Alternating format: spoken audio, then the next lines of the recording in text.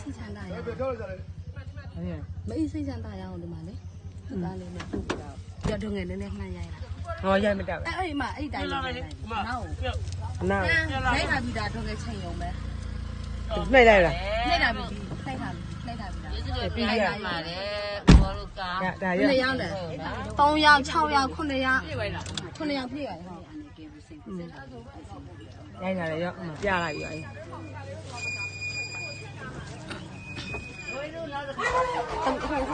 ခလုံးနှိမ့်လိုက်တော့အပေါ်ကဘာဝင်လဲမှောက်ဖွင့်ဝင်ဟာဆန်တူဖွင့်လားအပေါ်ကပွင့်လားမပွင့်သေးဘူးအပေါ်နဲ့အောင်းနဲ့နှိပ်ကြည့်နောက်ပွင့်လားနောက်ပွင့်လားအစေဒီဘခလုံးဒီကအပေါ်ဖွင့်အောင်နည်းနည်းဖွင့်လို့ဟုတ်ရအောင်မူးပါကြ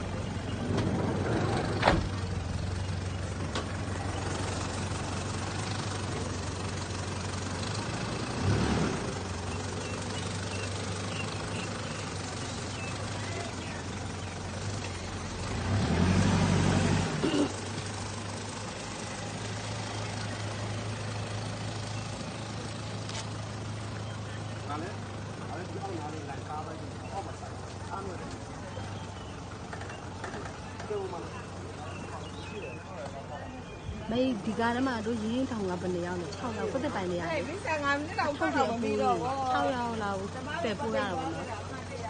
လက်ကျုံလက်ကားလေးရှိရကြာတော့ဒီအနောက်ခံမှာဆိုရင်ပစ္စည်းတွေအများကြီးပဲသူတို့ရိတ်ခါဝင်နေပစ္စည်းအထုပ်တွေဆွဲချင်းတွေဒီရဝတ်စားတွေအနောက်ခံထဲမှာထုတ်ပြလိုက်တယ်